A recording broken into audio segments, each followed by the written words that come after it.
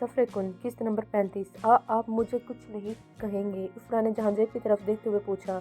नहीं, मैं तुम्हें कुछ नहीं कह सकता, मगर मैं तुम्हें एक मौका ज़रूर दूंगा। मुझे अपनी मोहब्बत का यकीन दिलाओ और मेरी पाबंद हो जाओ, बस यही चाहता हूँ मैं इन मर्दों में से नहीं हूँ जिनकी नज़र में औरत कुछ नहीं होती। मैं इन मर्दों में से हूँ जो औरत को इज़्ज़त देकर इनके मुहाफ़िज़ बनते हैं, इसकी मोहब्बतों के इकलौते वारिस बनते हैं, और मैं तुम्हारी तमाम मोहब्बतों का इकलौता वारिस बनना चाहता हूँ। जहांज़ेब बहुत नरम लहजे में इफ़रा की तरफ देखते हुए बोला और इसके माथे पर अपना पहला लम्स छोड़ता बगैर रुके वहाँ से निकल गया। इफ़रा ने इसके जाते ही अपने हाथ से अपने माथे को छुआ जहाँ जहांज़ेब अपना लम्स कर गया था। इसे यकीन नहीं हो रहा था कि जहांज़ेब इतनी जल्दी से कबूल कर लेगा। शायद ये इस इजहार की वजह से था जिससे जहांज़ेब का दिल इफ़रा की तरफ माइल हो गया। मेरा आपसे वादा है, मेरी मोहब्बत के इकलौते वारिस सिर्फ आप रहेंगे हमेशा, इफ़रा खुद से बोलती मुस्कुराई और बेड पर लेटती आंखें मूंद गई। कितना खूबसूरत एहसास था कि जहांज़ेब ने इस दिल से कबूल कर लिया था। नींद की वादियों में उतरते हुए भी इफ़रा के चेहरे पर एक खूबसूरत सी मुस्कुराहट थी। अलीज़ा अपनी पैकिंग कर रही थी जबकि मुग़ज़्ज़म इसके कुछ फासले पर बैठा था।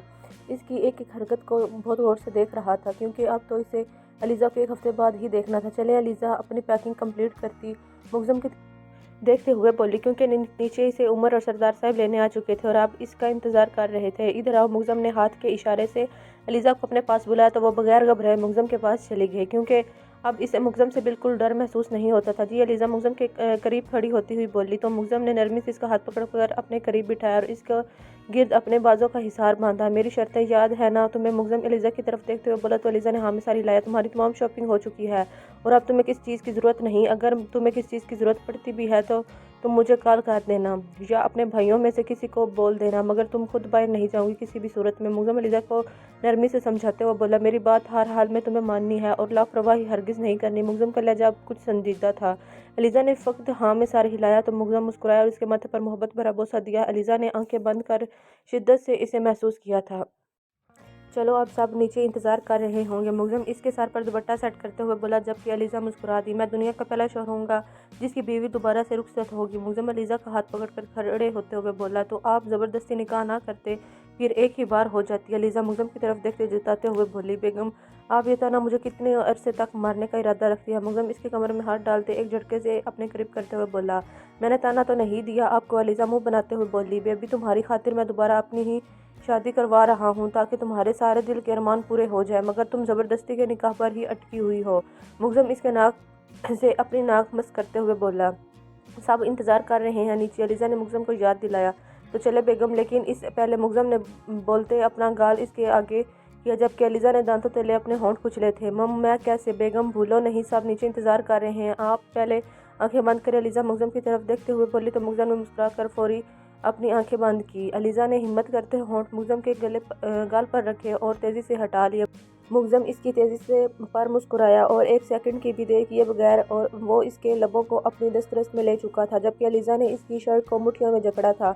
मुग़्ज़्ज़म कुछ देर बाद इसके होंठों को आज़ाद करता पीछे हटा और इसका चेहरा देखने लगा जो सुर्ख अनार बन चुकी थी। चले बेगम, नहीं तो मेरा इरादा बदल जाएगा। मुग़्ज़्ज़म अलीज़ा की तरफ देखता हुआ बोला जबकि इसकी आवाज़ सुनते अलीज़ा ने फ़ौरन कदम दरवाजे की जानिब बढ़ाए जबकि मुग़्ज़्ज़म भी इसके पीछे ही था। भाभी मैं आपको बहुत बहुत बहुत ज़्यादा मिस करूँगी, इफ़रा अलीज़ा की तरफ देखते हुए बोली और इसके गले लग गई। इस वक्त वो सब गाड़ी के पास खड़े थे जबकि अलीज़ा भी थोड़ी सी उदास थी क्योंकि इफ़रा के साथ इसको काफ़ी लगाव हो गया था। कोई बात नहीं, मैं भी बहुत मिस करूँगी, अलीज़ा भी मुस्कुरा कर बोली। सब अलीज़ा सबसे मिलती, सबको अलविदा कहती उमर और सरदार साहब के साथ अपने घर की तरफ रवाना होगी जबकि मुग़्ज़्ज़म भी इनके साथ ही मौजूद था क्योंकि शहर इसे अपने ऑफिस के काम के सिलसिले में जाना था और कुछ दिन वहीं गुजारने थे। अस्सलाम वालेकुम मामा जान, अलीज़ा घर में दाखिल होते हुए आमना बेगम के गले मिलते हुए खुशी से बोली जबकि अलीज़ा के इस्तकबाल के लिए वहीं पर इसके पांचों भाई और इनके साथ इसकी खाला मामू की बेटियां भी मौजूद थी।